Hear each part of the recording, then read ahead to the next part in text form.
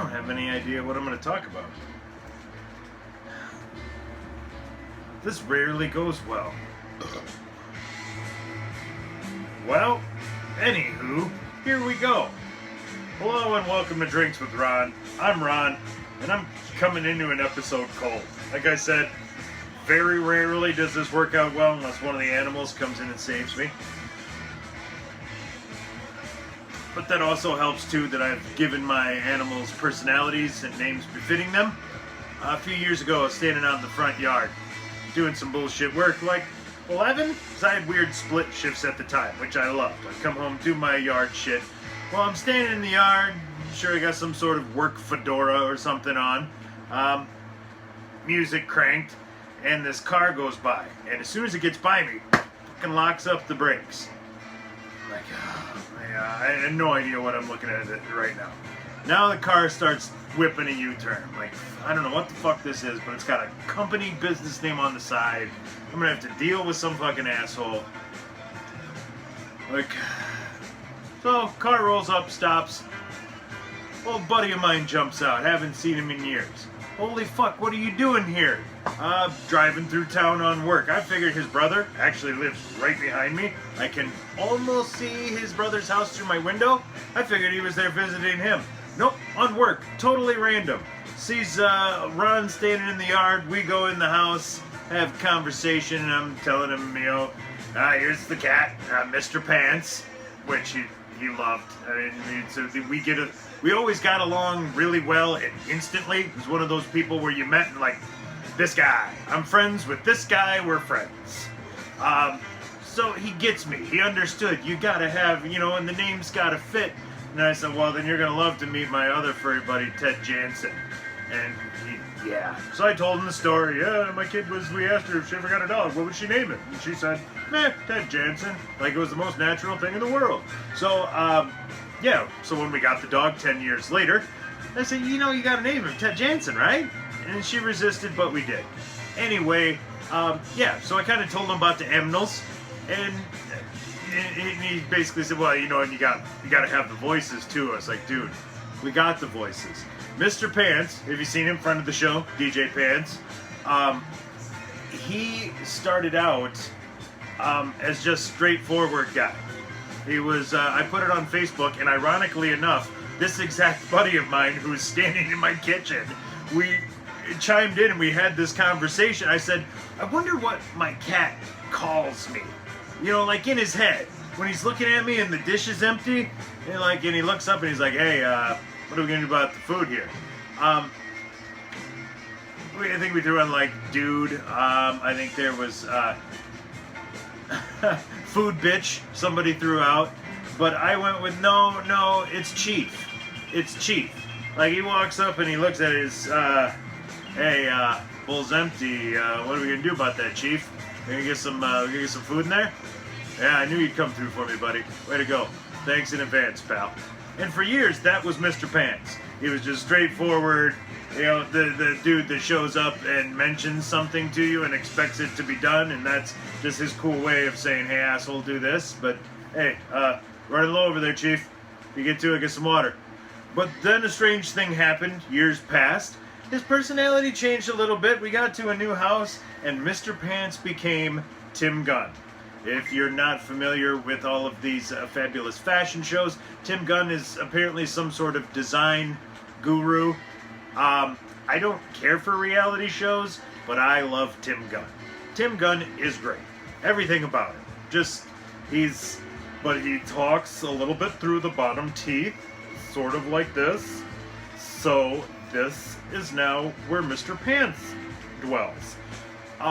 He has the same kind of condescending as the previous dude, but now it's more just that he's disappointed.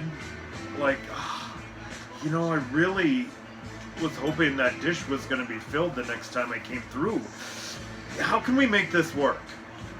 You know, that's Mr. Pants. He can be a little snooty. He can be kind of a bitch.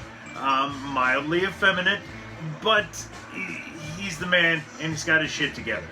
So that's become Mr. Pants. Whereas Ted Jansen, he took a whole different route. Ted Jansen came in and he was initially this big. More like this. Actually, they brought him into work the day we got him and put him on an official scale. 2 pounds, that dog. I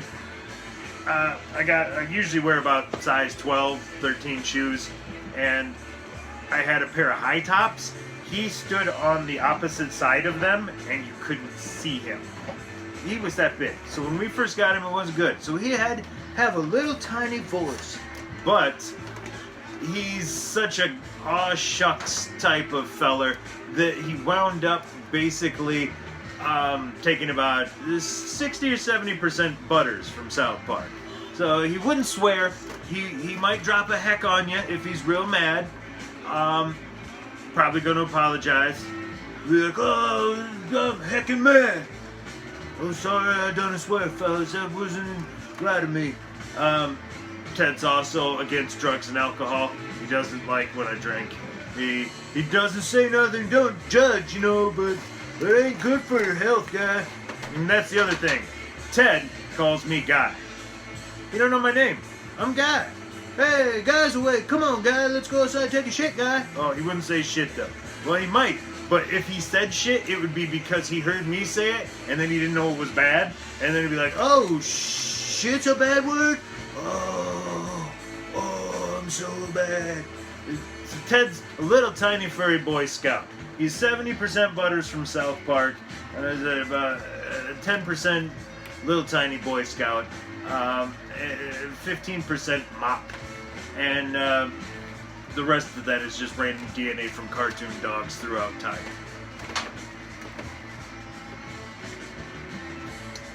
The rhubarb beer just got done, just out of the tap. Very weird fucking lacing going on here. I don't know what this is about. Maybe it's just because it's freshly carbonated. Probably shouldn't even be drinking it quite yet. The heavy front end hop addition on this might have been a little too much. It's tasty though. If you like your hops, you like your bitter, this marries well. The problem is it pretty much buries the rhubarb. But it's still tasty. And Steppenwolf on the platter, ladies and gentlemen. Give them a little plug. These guys are a little more well known, so I'm sure we will snag a copyright violation off this one. That's what I should be keeping track of.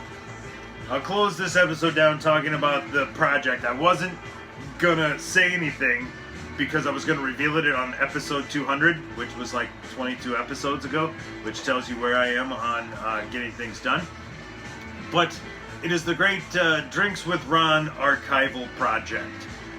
We're going to go through all the early episodes. I actually already started this. I have a notebook, sadly, hate to say, but I'm chronicling every kind of beer I drank, every kind of mixed drink, whether it was a mixer or a beer, whether the bourbon was straight, whether I had it in a mix, if I wore a hat, was it a fedora, how many episodes did I wear the yellow robe, how many did I have the blue robe, how many times does Mr. Pants show up in Ted Jansen? How many times do I say, but I digress? These are all things I'd like to know, and therefore, someday we will complete the Drinks with Ron archival project, and you'll have answers. And when I do, we'll have an episode about it. Let's shoot for 300, huh?